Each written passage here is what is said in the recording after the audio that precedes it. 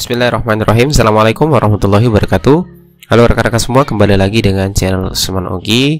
Baiklah, di kesempatan yang baik ini kami kembali akan berbagi informasi kepada rekan-rekan sekalian, terkhusus bagi rekan-rekan guru honorer yang sudah mengikuti seleksi tahap 1 untuk P3K Guru di tahun 2021. Dan sesuai dengan judulnya, pada kesempatan kali ini kita akan bahas terkait dengan dua kategori guru honorer yang tidak perlu khawatir atau cemas dengan hasil sanggah P3K Guru tahap 1. Oleh karena itu, untuk mendapatkan informasi selengkapnya dan pembahasannya, silahkan simak video sampai selesai. Dan seperti biasa, bagi rekan-rekan yang baru pertama kali menemukan channel ini, jangan lupa untuk tekan tombol subscribe-nya dan aktifkan lonceng notifikasinya agar setiap kami mengupdate informasi-informasi terbaru seputar P3K Guru, rekan-rekan yang pertama kali mendapatkan notifikasinya.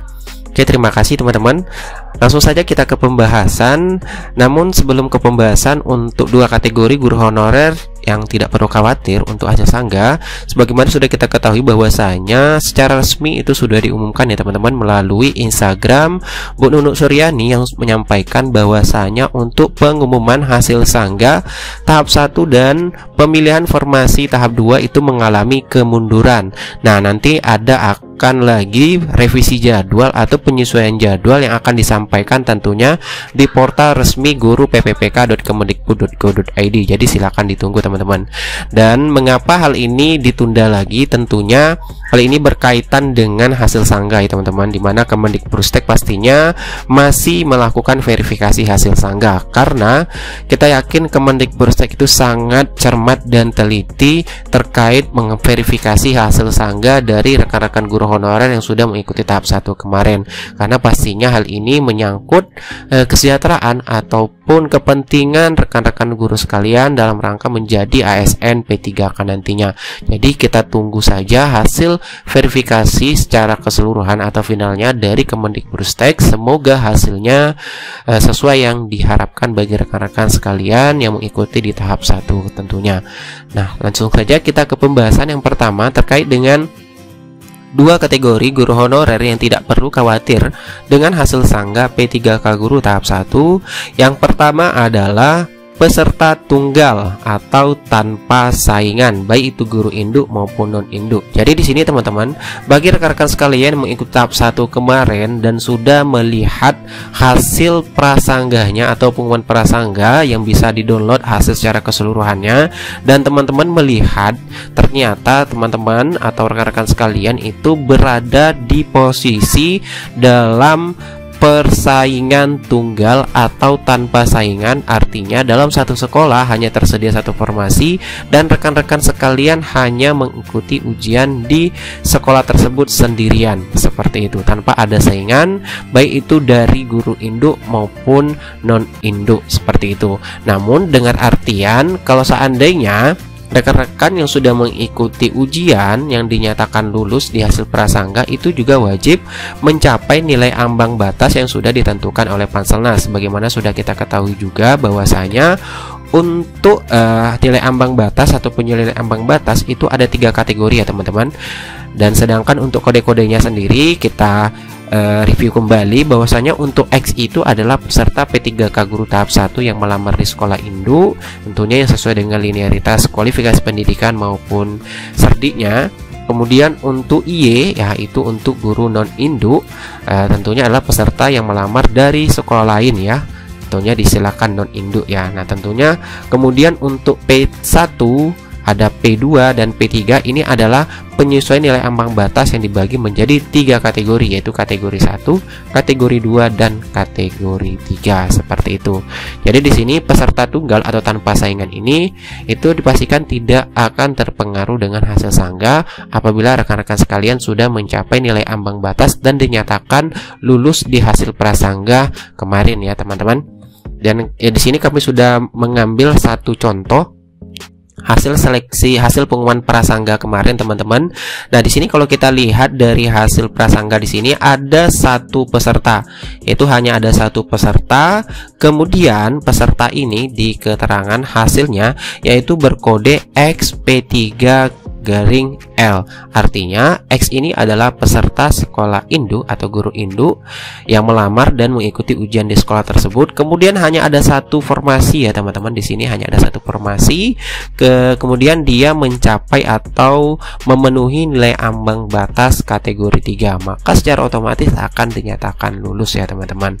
Dan ini dipastikan guru tersebut atau guru ini yang berada di kondisi tanpa saingan dari peserta lain, ini dipastikan tidak akan terpengaruh hasil tahap 1.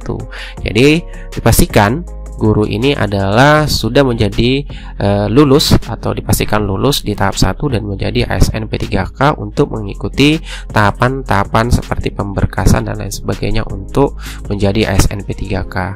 Nah, namun untuk guru non induk sepertinya itu jarang ya teman-teman di tahap 1 kemarin yang berada di posisi tanpa saingan. Ya, ini kebanyakan mungkin guru yang induk ya, atau guru yang melamar di sekolahnya sendiri atau peserta sendiri, karena sudah kita ketahui adanya pengkuncian sistem formasi di tahap 1 kemarin teman-teman. Oke, itulah yang kategori yang pertama. Kemudian kita lihat lagi yang kategori kedua. Nah, untuk kategori kedua ini adalah peserta sekolah induk ya, atau guru induk yang bersaing dengan non induk. Mengapa hal ini demikian? Kami masukkan kategori yang tidak perlu khawatir dengan hasil sanggah P3K guru tahap 1. Di sini kita sudah ketahui di penjelasan Kemenpan RB nomor 1169 tahun 2021 di diktum 9 dijelaskan bahwasanya untuk P3K tahap 1 kemarin itu dibagi menjadi 2 kelompok, yaitu kelompok guru induk dan kelompok non induk yang diistilahkan ya. Jadi ini dibagi menjadi 2 kelompok dan masing-masing kelompok ini bersaing hanya di kelompoknya masing-masing. Dan kalau kita ambil contohnya, di sini kami juga sudah mengambil salah satu contoh hasil pengumuman prasangga, dan kita lihat di sini misalkan ini ada satu sekolah yang menyediakan hanya satu formasi di sini teman-teman. Di sini hanya ada satu formasi yang diperebutkan, dan kalau kita lihat di sini hasil pengumuman prasanggahnya bahwasanya yang berkode keterangan di sini yang kodenya X, sebentar saya hapus terlebih dahulu. Yang berkode X ini adalah guru induk ya, guru induk atau guru yang mengajar di sekolah tersebut yang menyediakan formasi. Nah, di sini kita lihat di sini guru induk yang berkode XP3 garing L. Nah, kemudian di bawahnya itu ada kode Y semuanya. Nah, ini dipastikan adalah yang berkode Y ini adalah guru-guru yang berasal dari sekolah lain. Jadi peserta 1 ini yang dinyatakan lulus ini dipastikan juga nanti tidak akan terpengaruh dari hasil sanggah. Meskipun peserta 2, 3 dan 4 yang untuk peserta 2 di sini ya, untuk peserta 2 di sini karena kodenya YP3 dia lulus ya, lulus atau memenuhi ambang batas namun tidak ada formasi, hanya satu formasi.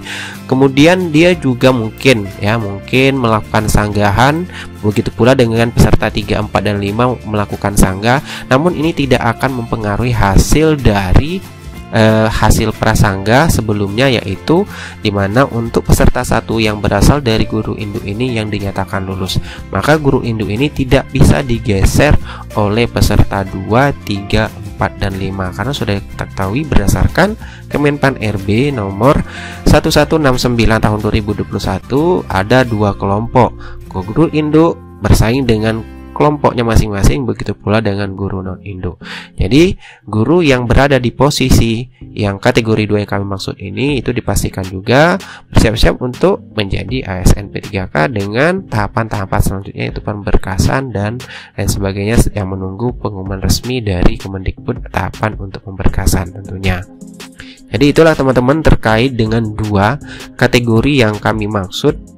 Bagi rekan-rekan yang sudah mengikuti di tahap 1 kemarin, tidak perlu cemas dan tidak perlu khawatir dengan hasil sanggah di tahap 1. Dan tentunya pastinya juga harus lulus passing grade ya teman-teman. Meskipun rekan-rekan mungkin guru induk yang posisinya seperti ini namun tidak mencapai nilai ambang batas, ya pastinya juga akan tidak sesuai dengan penjelasan kami, karena ini harus memenuhi nilai ambang batas dan dinyatakan lulus. Seperti itu ya teman-teman.